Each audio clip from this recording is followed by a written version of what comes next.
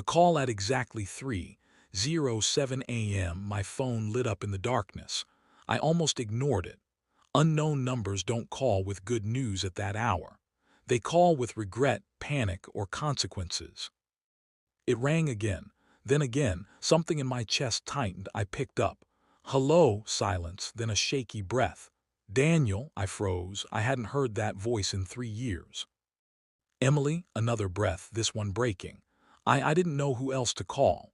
I sat up slowly, the weight of the past crashing into the room. She was supposed to be getting married today. No, not today, right now, music, lights, champagne, a perfect new life.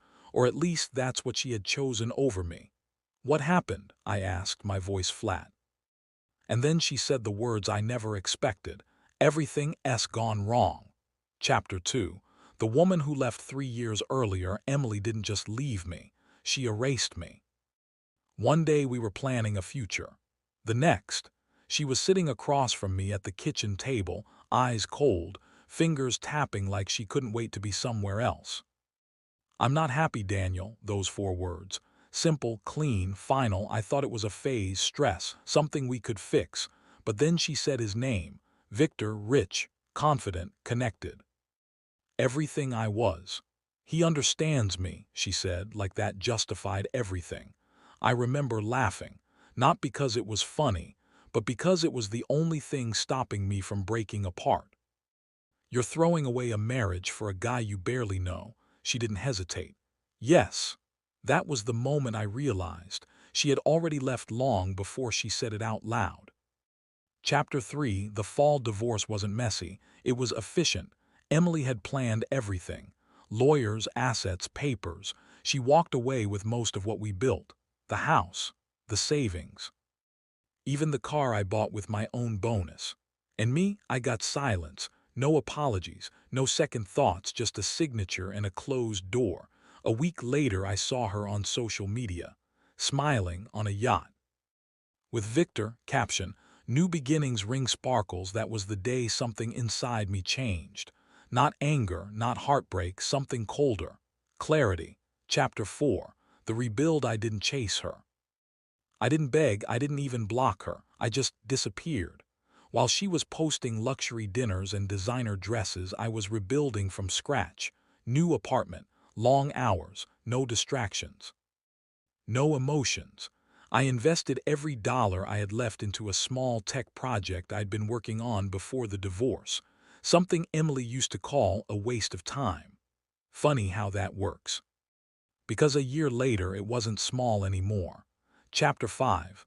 The truth about Victor. Victor wasn't just rich, he was strategic. He saw opportunities where others saw people.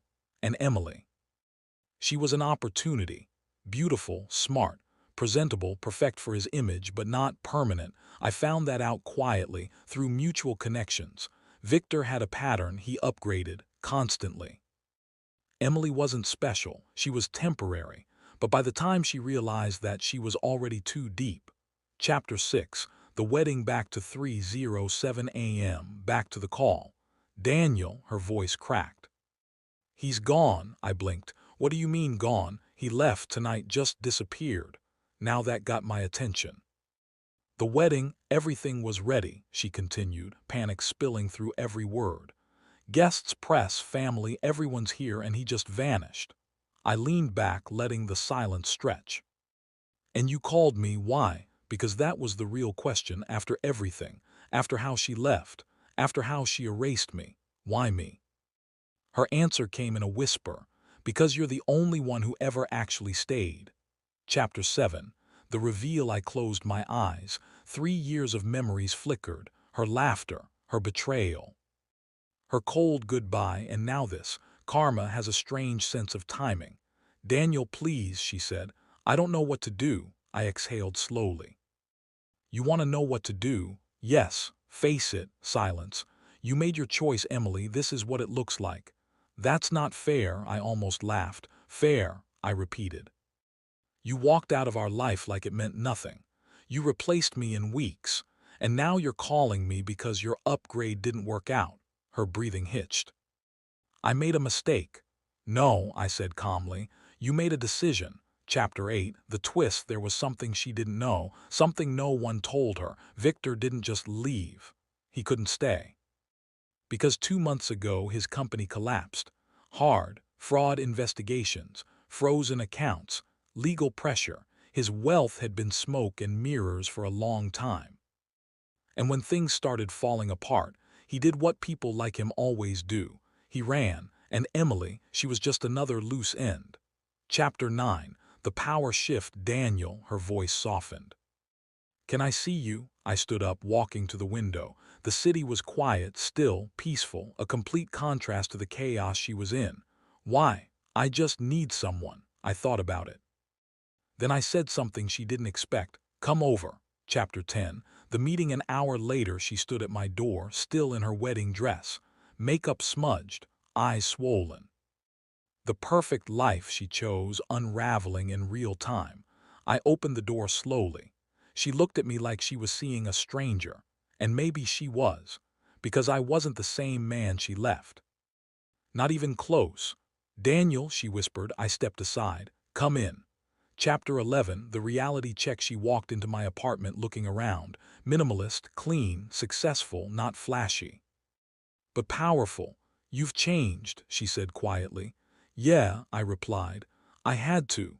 She sat down, holding her dress like it might fall apart if she let go. I didn't think it would end like this. I leaned against the wall. It didn't, I said. You just didn't see the middle part. Chapter 12. The final blow. She looked at me, tears forming again. Do you hate me? I paused. No, that surprised her. I don't hate you, I continued. I just don't need you anymore. And that hit harder than anything else I could have said. Because hate means there's still something there. But this was emptiness, closure, freedom. Chapter 13, The End. The sun started rising. A new day. She stood up slowly. I thought maybe we could fix things. I shook my head. Some things aren't meant to be fixed. She nodded. Deep down, she already knew. She walked to the door, paused. Then said, you were the best thing I ever had. I didn't respond, because sometimes silence is the most honest answer. She left, and this time I didn't watch her go. Final line, hook ending for YouTube. At 3 a.m., my ex-wife called me because her perfect life collapsed. But by sunrise, she realized something far worse. The life she walked away from was the only one that would have lasted. If you enjoyed this story, don't forget to like the video, share it with your friends, and make sure to subscribe to the channel so you never miss out on more powerful, emotional, and thought-provoking stories like this. Your support truly means everything and motivates us to keep creating better and more engaging content for you. Let us know in the comments what you thought about this story and what kind of stories you'd like to see next. Thank you so much for watching. Take care of yourself, and we'll see you in the next video with another amazing and unforgettable story.